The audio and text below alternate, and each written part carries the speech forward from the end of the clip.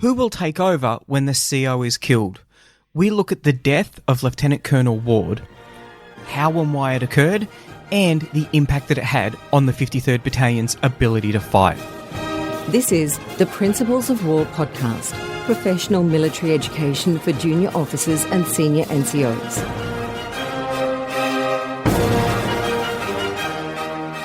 Ladies and gentlemen, welcome to episode 99 of the Principles of War podcast. This is the fourth episode in our series looking at the 53rd Battalion, a militia battalion. We're looking for lessons in mobilisation, leadership and strategy. We're looking at just 3 weeks in the life of the 53rd Battalion, from when they first receive orders to move up the Kokoda Trail and reinforce the 39th Battalion, through to the 31st of August, when they are deemed unfit for combat and ordered back to Port Moresby. There are a lot of mistakes made in the employment and the conduct of the 53rd Battalion in the Battle of Isurava, but blame cannot be laid at the feet of any of the soldiers within the 53rd Battalion. The 53rd Battalion had a very low level of training, and they were fighting in incredibly arduous terrain, and they were doing that against an enemy that was extremely well drilled in jungle combat. That's why I think the story of the 53rd Battalion is one of incredible bravery. However, we shouldn't be relying on the bravery of soldiers alone. We should be preparing them as well as possible for the conditions that they are about to meet. That did not occur, and these are the lessons that we want to be looking at. Our look at the timeline of the 53rd Battalion is up to the 26th of August, and the performance so far has been patchy. There's been issues with the battle conditioning of the troops. They found it incredibly arduous moving up the Kokoda Trail. Having said that, everyone found it a difficult track, but they found it more difficult than many. Also, there's been some basic lapses in soldier skills. Troops going out on patrol without weapons. There's a patrol of 20 troops that's currently missing in action. However, in some of the contacts with the Japanese, the lads of the 53rd have been able to give as good as they've got. We pick up the story on the 27th of August 1942. This is the black day for the battalion. The morning of the 27th started out alright in battalion headquarters, apart from the fact that Captain Ahern's patrol with 20 ORs was still missing. A series of patrols are sent out. There's one interesting note in the battalion war diary. Lieutenant Parsons and 20 ORs from Charlie Company patrolling forward through 39 Battalion. This forward patrol has followed the same route and went out approximately the same time for 4 days. Remembering that the war diaries are written often retrospectively, it is interesting that they would mention this, because that is not ideal, particularly when you're up against a well-trained enemy like the Japanese. Taking the same route 4 days in a row, leaving at the same time 4 days in a row, that is the ideal kind of situation to set yourself up for an ambush. The war diary also mentions that Bravo Company is not making any progress at Abawari, and they've encountered Japanese elements and have been harassed by sniping. However, at brigade headquarters, things aren't as rosy. Their war diary states, at 0700, Japs were observed from brigade headquarters well forward of Abawari. No reports were received from Bravo Company 53rd Battalion. Don't forget to have a look at the show notes. I'm building a series of maps just to increase everyone's situational awareness, but the Kokoda track runs north-south parallel to Eora Creek. South of Isurava is Alola, and Alola is a T-junction with a track leading to the east, which heads down the Eora Creek Valley, and then up the other side to Abawari, which then heads north to Misama. The Japanese aren't meant to be this far south, and that is the area that the 53rd Battalion is definitely meant to be patrolling and securing. They've had patrols out as far as Misama and even further.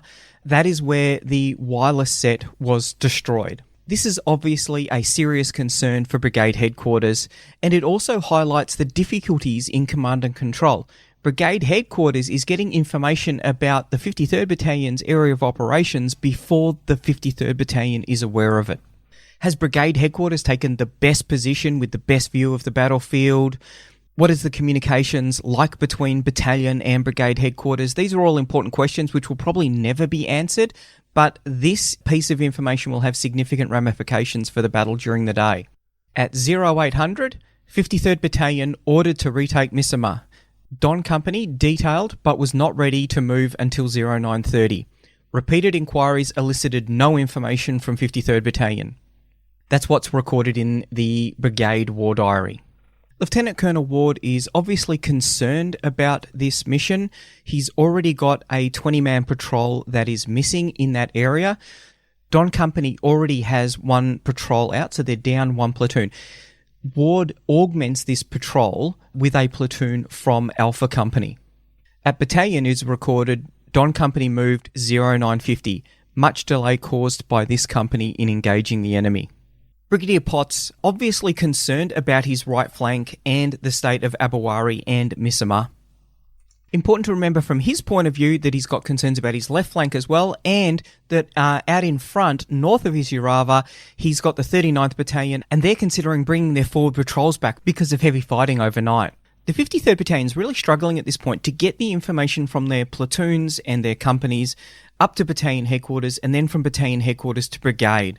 And that's creating anxiety at brigade headquarters. At 11:30, the brigade major of the 21st Brigade orders the 53rd Battalion to send definite information immediately. The battalion intelligence officer is to go forward and obtain the required information. The battalion war diary has an interesting entry. Lieutenant Colonel Ward and Lieutenant Logan, with 2 personnel, moved to Creek Crossing area at 12:45. The CO has decided to accompany the intelligence officer, Lieutenant Logan, on that recce to determine what exactly is happening. At this point, there's a bit of desynchronization between the brigade and battalion war diaries, and I think that's just a reflection of the fact that these diaries are filled in probably after the fact because there's a lot going on within those headquarters, as well as the fog and friction that is occurring in what is a very dynamic situation. 1400, Brigade reports that there is firing heard forward of and above Abowari, and at 1555, Brigade records 53rd Battalion reported that Bravo and Don companies have cleared Abowari and would push on into Misama. That fits with what they've heard, that fits with what they were trying to do, so that is some good news for Brigade. Unfortunately, it's wrong. The joint definition of clear: to remove all adversary forces and eliminate organised resistance in an assigned area. This has not occurred. The Battalion War Diary records that at 1400, Don Company moved to the right of Bravo Company to attack the high ground southeast of Abowari, from which the area of the enemy are directing machine gun fire onto Bravo Company and holding up their advance. The Company Sergeant Major of Bravo Company reported killed also Corporal Hayward. Heavy, light machine gun fire and submachine gun for 30 minutes. Reports from Don Company proving forward progress slow. Bravo Company reported moving forward to Abowari. The reports coming into battalion headquarters don't suggest that Abowari is clear, nor does what they can hear from the battlefield. At 1545, just 3 hours after the CO left battalion headquarters on his recce, a runner returns stating that the CO, Lieutenant Logan and Private Foster have been killed in an ambush. This is a disaster for the battalion. Let's have a listen to Sergeant Keith Irwin. He was one of the soldiers in Alpha Company at the time that Lieutenant Colonel Ward was killed.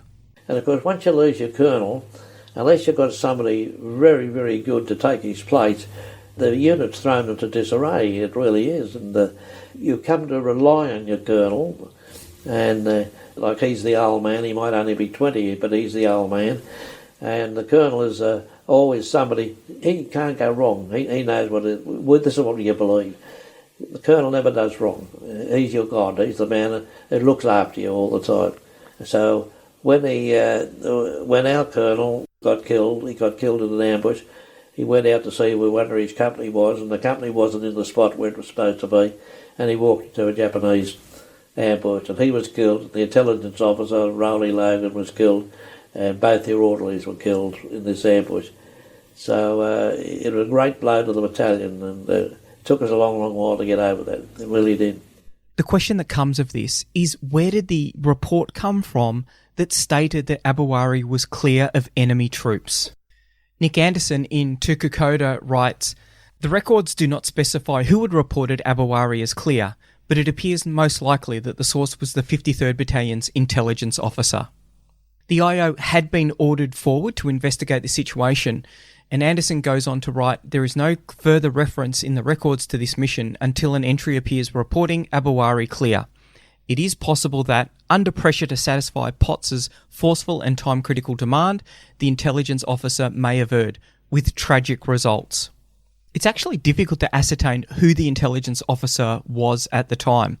There's reports of it being a captain. There's also mention of it being Lieutenant Logan himself. If that was the case, it's unlikely that he would have gone on a patrol with the CO that was so lightly armed. Had there been a report from one of the companies? It's uncertain. The CO was probably aware of that report, probably aware of the source that it came from. What I think we're really seeing here is the typical MO of the Japanese. Their ability to get around the flanks of friendly forces and to threaten those rear details like the headquarters. This is something that we've been seeing since the dark days in Malaya. It's difficult to ascertain what happened within Bravo and Don companies on the 27th. Where were they? Who were they fighting? And what elements had been able to slip around behind them? This is a situation where the 2IC really starts to earn his money. The 2IC of the 53rd Battalion, that's Major Farrell. He is in Australia undergoing a promotion course so that he can be promoted to Lieutenant Colonel and take charge of a battalion himself. It's his job to understudy the CO and take over if required. With Farrell away, it's Major Tom Hawkins who is next in line, and he is given temporary command of the 53rd Battalion until a fully qualified Lieutenant Colonel can be found to take permanent command of the battalion. The tactical situation that he inherits is not good. At 1600, Lieutenant Lawler from Don Company reports back with some of his platoon and states that the enemy has broken through on the left flank of Bravo Company, west of Abuwari. That means that there are now Japanese forces in between Abuwari and Alola. Lawler is ordered to rejoin his company with his troops. Hawkins reports to brigade headquarters that the Japanese had come round the waterfall near Abuwari and were making for the creek crossing between Abuwari and Alola and for Alola itself. Captain Odell, the OC of Alpha Company, is ordered to take all available personnel, which was a total of 49 soldiers, move them from the rear position and to move forward of the creek crossing and to hold the creek crossing at all costs. Alpha Company had been responsible for the area south of Alola and the track down to Afogi. That role was now assumed by Alpha Company of the 2nd 14th. The 53rd Battalion is starting to see the AIF reinforcements that had been moving up the Kokoda Trail. Lieutenant Ron Plater was one of the lieutenants in Alpha Company of the 53rd that accompanied Captain Odell out on this patrol. He was one of the AIF reinforcements that had been sent to the 53rd Battalion. He'd never seen combat, but he was a graduate of RMC Duntroon. He was a fully qualified platoon commander. Here's his description of one of the patrols that he conducted as a part of the orders that Alpha Company had got to hold the creek crossing at all costs.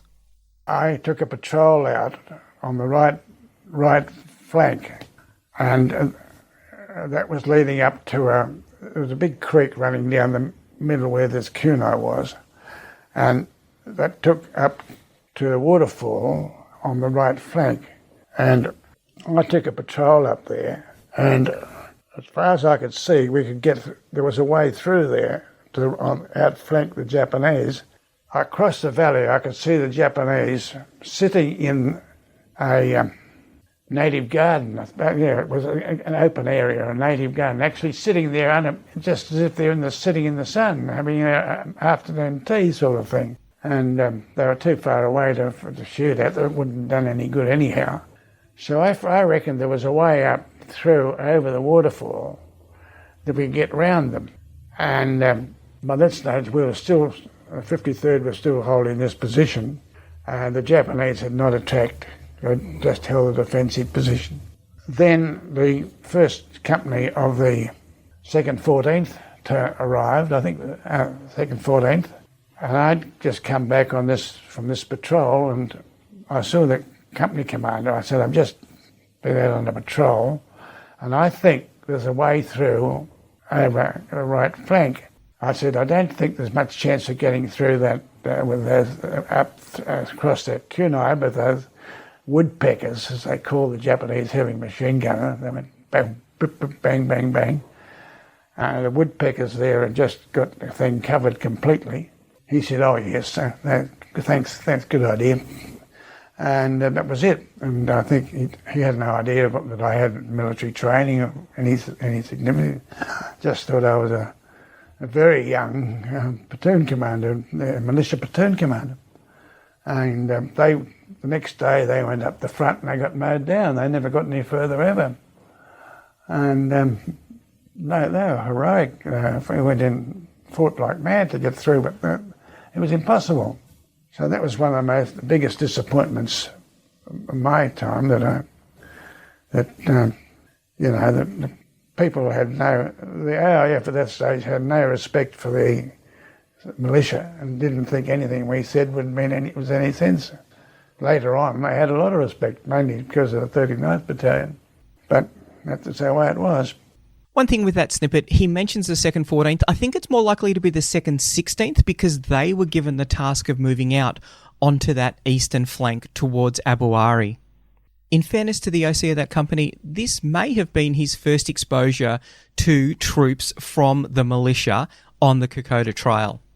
The relations between the militia and the AIF is definitely a hot topic that we will be looking at.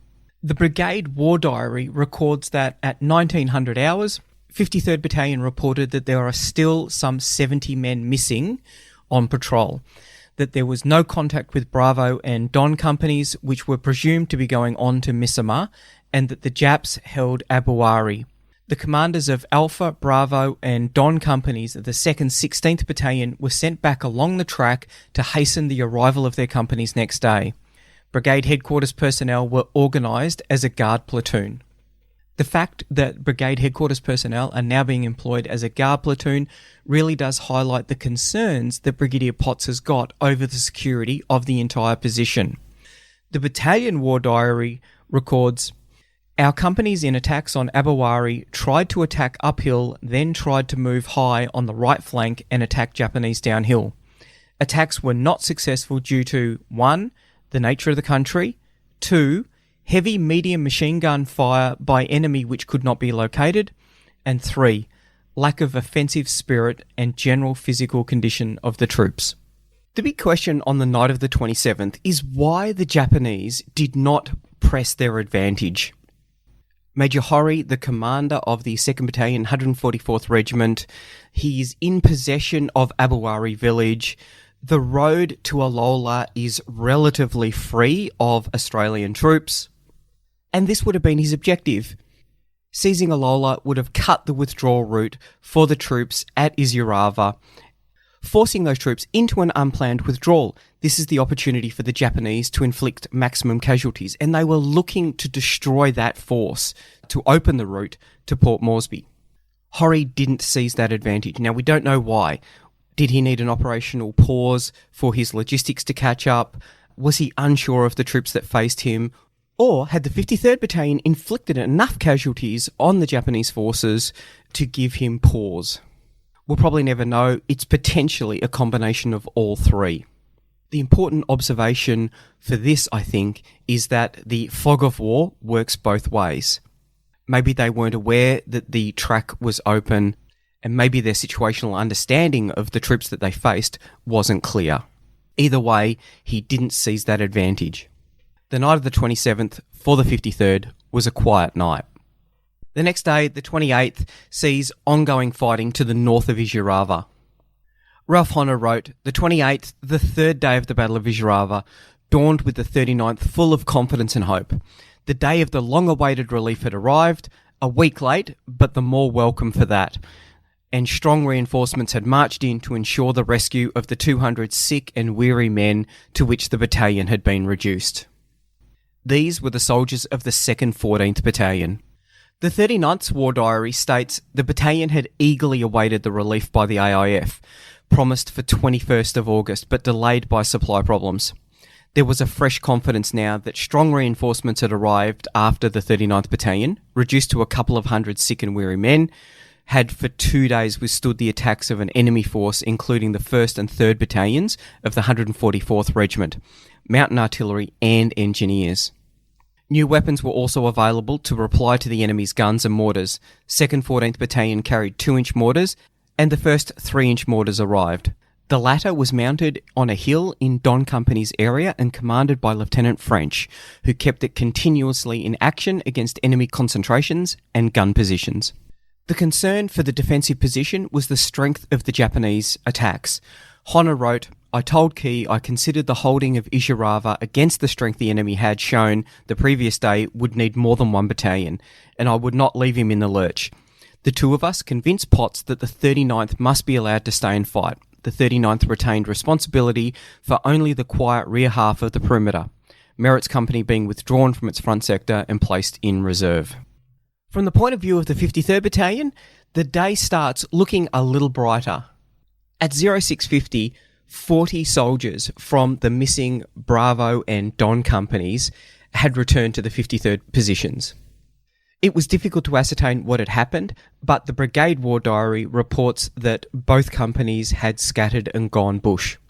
These troops were sent to a position forward of the waterfall and given orders to patrol to Abawari. Lieutenant Hughes's patrol from Bravo Company returns with 16 ORs. Now, they'd taken part in the attack on Abawari on the previous day, and they'd fought their way to the garden area above Abawari. They'd held on to that position overnight, but when Bravo Company had withdrawn, they were not informed of this. Finding that the position had been deserted, they moved through the waterfall area. They didn't find any Australian troops there, and they continued on to battalion headquarters. Lieutenant Tarrant's patrol from Bravo Company also returned. This had 16 ORs, and it had been a standing patrol on Narrow Ridge. This was on the west flank of the Kokoda Trail. They had meant to have been relieved by Lieutenant Moran's patrol on the 27th, but that never turned up. They left 3 men as early warning, and as they moved south, they observed 120 Japanese troops moving supplies into Narrow Village. Tarrant moved to the rendezvous location, and as they headed south, they heard a heavy contact south of their location. They advanced and they engaged an enemy group, which they think was engaging Moran's platoon. They advanced and engaged the enemy, who then withdrew. Having run out of rations, Tarrant withdrew to battalion headquarters. Captain Ahern's patrol also returns. He had relieved Lieutenant Hughes's patrol on the 25th of August. This is the same patrol that had only just arrived back at battalion headquarters on the 28th. Shortly after the relief was completed, Cayley was attacked by light machine guns and 2-inch mortar fire from the high ground to the east. The patrol replied, and during this action, Lieutenant Isaacson was killed and Private Donaldson was wounded. Defence of the village was carried on until dark. The patrol withdrew and laid an ambush on the Cayley-Missamai track. A runner was dispatched to Missamai, reporting the action. Whilst in the ambush position, the Japanese assaulted the village and estimated the strength of the enemy was 2 platoons. During the evening, the patrol observed 14 dead enemy being carried away. The runner reported back from Missamai that the wireless set had been destroyed and the village was vacated. On the morning of the 27th, the patrol withdrew across Eora Creek and was inside Japanese lines. The night was spent in the vicinity of Daniki. 2 members of the patrol were sent to make a recce. These men became lost and did not report back. After much heavy going the following day, the patrol got through enemy lines and joined the 39th Battalion and subsequently reported back to the unit. The troops of this patrol were completely exhausted and suffered badly from injuries and infected feet. They reported that they had sighted no enemy action in the Abawari area during the day. A company from the 2nd 16th under Captain Frank Sublett moved into the Abawari area at dusk. A platoon of that company moved to reinforce Don Company and hold the waterfall area. That was Bravo Company, and Alpha Company was also ordered into the area to clear the open ground to the rear of the waterfall and to take Abawari. Now, no enemy contact was made because Major Horry, the commander of the 2nd Battalion, 144th Regiment, was moving up along the ridge line to the east of the track and Abawari village. He has recommenced his attempt to outflank the Australian troops that are moving along the track from Abawari to Missamah. Just after 1800, 2 platoons from the 2nd 16th enter Abawari. There are no Japanese sighted. The 29th of August sees much heavier fighting in the area that the 2nd 14th has relieved the 39th Battalion from. I won't go into great detail. Suffice to say that it was very heavy contact. I do want to just paint one little vignette for a couple of reasons. Charlie Company of the 2nd 14th comes under significant Japanese assault. 9 Platoon Alpha Company is ordered to reinforce their position. As they're doing that, the commander of that platoon, Lieutenant Cox, he is killed. The platoon takes heavy casualties. The sergeant of the platoon, 29-year-old John Lockhead, had been seriously wounded by a mortar blast. This meant that command of the platoon fell to Corporal Lindsay Bear. If you're a long-term listener of the podcast, that name should be familiar because that is Corporal Lindsay Teddy Bear, who played a pivotal role in the attack on Palliers Hill. That attack is a fair way in Corporal Bear's future. On this day, however, Corporal Bear, along with Privates Avery and Kingsbury, join an attack from the 2nd Platoon, which is going in to support Charlie Company. By noon, the Japanese assault was growing in ferocity and it was threatening to engulf the entire battalion position. The trio then join another counterattack. This one, led by Lieutenant Clements, is a composite of 13 Platoon, the survivors of 9 Platoon, and the headquarters platoon, which included the signallers. This is how desperate the situation is. As the counterattack goes in, Corporal Bear is advancing with the Bren gun. He killed around 15 of the Japanese. He shot multiple times in the legs, once in the hand, but he continues on until he is overcome by loss of blood. At that point, he hands the Bren gun over to Bruce Kingsbury. This is the action where Private Kingsbury would die. It's also the action where he would be awarded the Victoria Cross. The citation for his award states, "In New Guinea, the battalion in which Private Kingsbury belonged had been holding a position in the Isurava area for 2 days against continuous and fierce enemy attacks. On the 29th of August 1942, the enemy attacked in such force that they succeeded in breaking through the battalion's right flank, creating serious threats both to the rest of the battalion and to its headquarters. To avoid the situation becoming more desperate, it was essential to regain immediately lost ground on the right flank. Private Kingsbury, who was one of the few survivors of a platoon that had been overrun and severely cut about by the enemy, immediately volunteered to join a different platoon which had been ordered to counterattack. He rushed forward, firing the Bren gun from his hip through terrific machine gun fire, and succeeded in clearing a path through the enemy. Continuing to sweep enemy positions with his fire and inflicting an extremely high number of casualties on them, Private Kingsbury was then seen to fall to the ground, shot dead by the bullet of a sniper hiding in the wood. Private Kingsbury displayed a complete disregard for his own safety. His initiative and superb courage made possible the capture of the position, which undoubtedly saved battalion headquarters, as well as causing heavy casualties amongst the enemy. His coolness, determination, and devotion to duty in the face of great odds were an inspiration to his comrades. Having beaten off this assault, the Japanese regrouped and attacked Dickinson's company again, and this time he was forced to give ground. 2nd 14th is now decisively engaged. They've lost their freedom of manoeuvre. Potts attempts to reconstitute another reserve to support their defence. He selects Charlie Company from the 53rd Battalion. Potts wrote in the general narrative, Delta Company 2nd 14th Battalion had been overrun, and in trying to straighten up the centre and close the gap, the perimeter had been reduced to a thin red line. Charlie Company 53rd Battalion was ordered forward under the command of the 2nd 14th Battalion. The 3-inch mortar ammunition urgently needed forward was given to them to carry. 1 bomb per man, but it was mostly dumped along the track, and 1 platoon lay down beside the track at dusk and would not have gone forward at all had they not been found and ordered forward by a brigade liaison officer going forward to the 2nd 14th Battalion. This is after another unfortunate incident that had happened earlier in the day. At 11:20 hours, the 39th Battalion reported that an ammunition train had been ambushed just 100 yards north of Isurava Rest House. A platoon was sent forward to find the Japanese. The escort for the ammunition train, which was from the 53rd Battalion, was placed under arrest. This is reinforcing in the mind of Potts that the 53rd Battalion just isn't up to the job, despite the fact that some of the platoons within the companies are actually doing a fairly good job, given their limited experience and training. Out on the east, the 2nd 16th Battalion under Captain Sublett, they're experiencing very heavy fighting during the day and not making a lot of progress. Don Company's holding the track below Abouari, and Alpha Company's in a defensive position covering the creek crossing on the Alola Abouari track. One of Sublet's lieutenants, Jack Girk, came across another unfortunate incident for the 53rd Battalion.